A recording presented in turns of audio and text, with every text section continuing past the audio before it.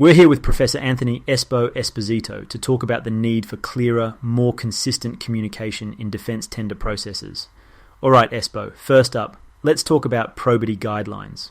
Now, in my opinion, the whole process feels, outdated?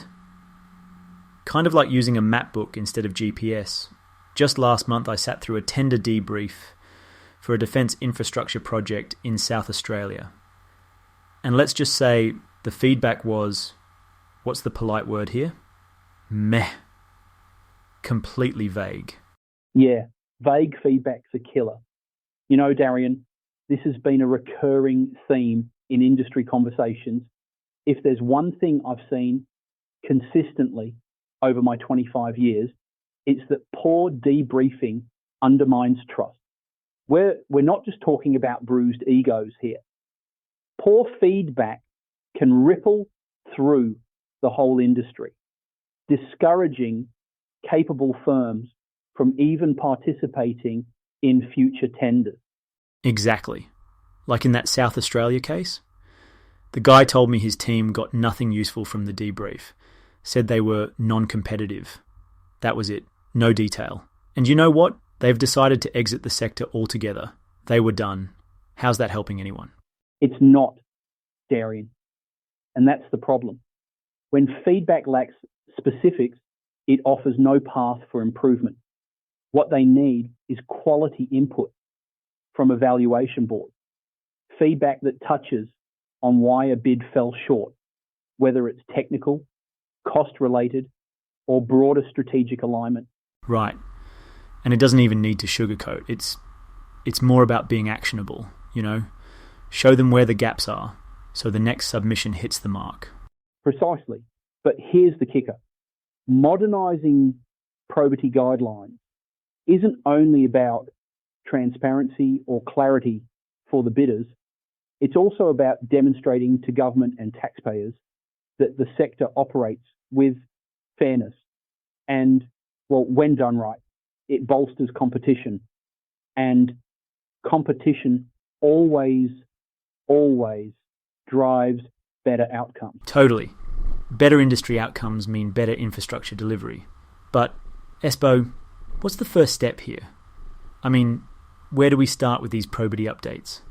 We start with recognising that industry needs a different language, a language around value, and that's value for money, value on technical delivery. We've been too prescriptive, focusing solely on outputs rather than outcomes. Quality feedback and value assessment could change that. So it's not just about ticking boxes, but seeing the bigger picture. That's where the shift needs to happen. Exactly right. And if we tie in clear assessment criteria with those guidelines, we'll create an ecosystem where learning and competition thrive, rather than one where unsuccessful bidders walk away completely disillusioned. Espo, you mentioned tying clear assessment criteria with updated guidelines to create better outcomes. That makes me think about value for money. It sounds simple in theory, but when you dig in, it's a maze of technical evaluations and financial gymnastics. Why does it feel like we're missing the mark? It does seem straightforward on the surface, Darian. But here's where it gets interesting. Value for money assessments are rarely just about the bottom line. It's about balancing that financial number against the capability deliverables. Too often, though, evaluators lean too heavily on cost, with less weight placed on technical merit or strategic fit. Right, because ticking boxes is easier, yeah? Exactly. But we can't afford to take shortcuts in understanding what value actually means for a project. For instance, in one defence project I was involved in, the scoring criteria itself was the problem. The financial weightings were overemphasised, while the technical review lacked depth. The outcome? A bidder who didn't have the technical chops got the work, and the project fell into delay after delay. Oh man, delays are like death in this industry. And I bet the other bids, the ones focused on tech capabilities, felt shafted after that. You bet they did. And that's why how we communicate value is so critical. Descriptive scoring, for example, could play a huge role here. Think about it. If we could show bidders where they landed in clarity, like were they moderately competitive on cost, technically strong, but lacking precision on delivery strategies, that kind of feedback helps companies refine their approach and improve. Yeah, a little bit of guidance goes a long way. I love this idea of descriptive scoring. It's like a GPS for tendering, showing them exactly where they made the wrong turn. That's a great metaphor. And here's where it's good for everyone. Government gains insight into how resilient their supply chains are. If bidders get used to high quality feedback tied to both financials and technicals, they become better competitors. They train themselves to meet those criteria, improving overall market health. Yeah, instead of just aiming for the lowest number, it's like aiming for, the sweet spot? A balance? That's right. And we need to be explicit in explaining how we interpret this balance. Feedback needs to say, here's where your pricing sat amongst competitors, but here's why your technical proposal didn't quite hit the mark. Companies need constructive insights, not just rejection letters that feel like dead ends. So basically, you're building transparency through knowledge, not just pointing fingers. And once we get this scoring right, other problems will start to surface, like how decisions get made when evaluators don't fully understand what they're, evaluating. Exactly. Which brings me to one of my biggest frustrations. How many evaluators actually know how to navigate the project programs detailed in these bids? Espo, you just brought up something really interesting. How many evaluators actually know how to navigate those detailed project programs? It's surprising, isn't it? For something so critical, you'd think it'd be given top priority, but it seems like it's often overlooked. Exactly, Darian. And that's the crux of the issue. The program isn't treated as the critical document it is. It's almost like, an afterthought. Evaluators either don't fully understand its significance or simply don't have the capability to analyze it properly. The lack of understanding trickles down to the tenderers too. They're simply not incentivized to put thorough detail into something no one seems to value. And it becomes a vicious cycle, right? Poor feedback leads to less effort on programs, which then leads to zero improvement on both sides. It's like everyone's just spinning their wheels. Exactly. And the consequence of that, they're huge. Think about delayed projects, cost blowouts, or even completely failed ones. It often circles back to the program, which is either lacking or not realistic. Here's the thing. If evaluators can't read the program to understand dependencies, risks, and milestones, how on earth can they make an informed decision about who's best suited for the job? Oh, for sure. And, it's one of those hidden factors that doesn't get talked about enough.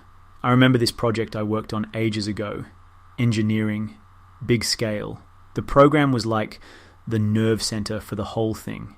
It kept us, laser focused on milestones. And we had contingency plans stacked on top of contingency plans. And guess what? It ran smoothly. If we didn't have that roadmap, disaster. That's a perfect example, Darian. The program is the guide, the stabilizer.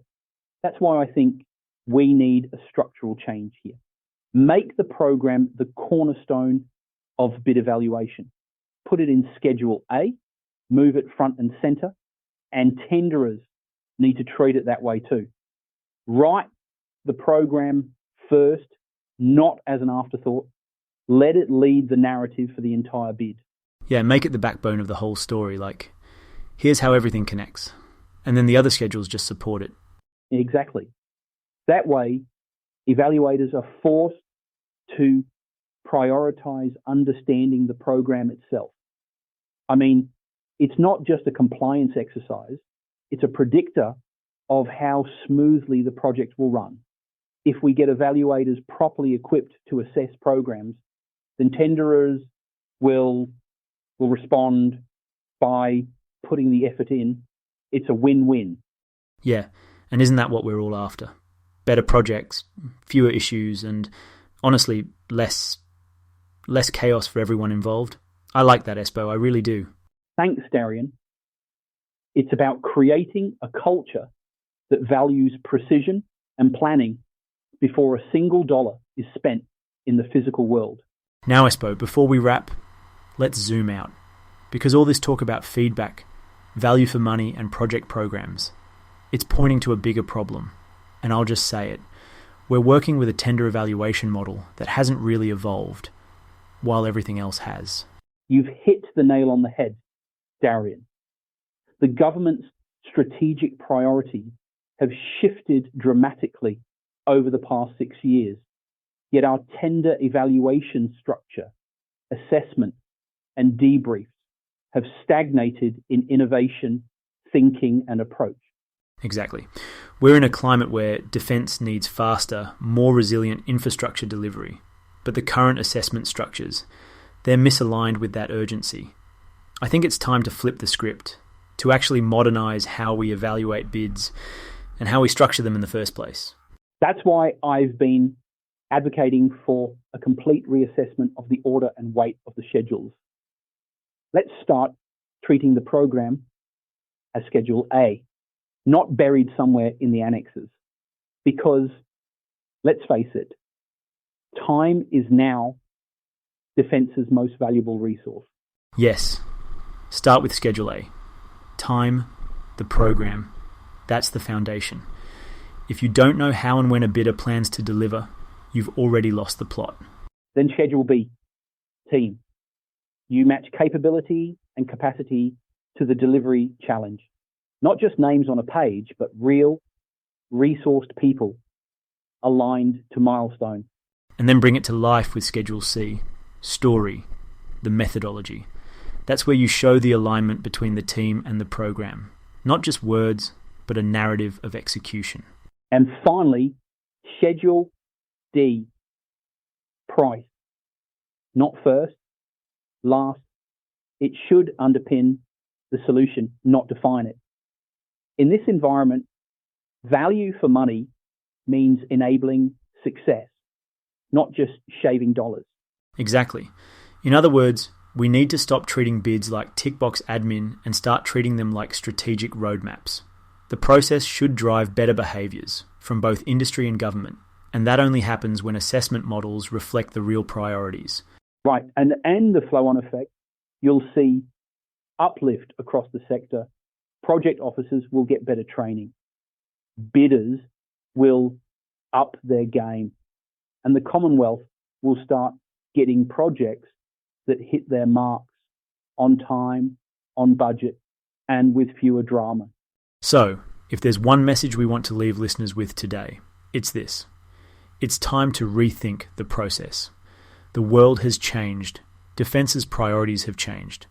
And for our industry to rise to the occasion, we need tender evaluations, assessment structures, and debriefs that reflect the new reality. Well said, Darian. The way forward is clarity, capability, and cohesion across every stage of the tender life cycle. Thanks again, Espo. Always a pleasure digging into these topics with you. Likewise, mate. Looking forward to the next one. All right, listeners. Until next time, stay sharp, challenge the process, and keep building smarter. Catch you soon.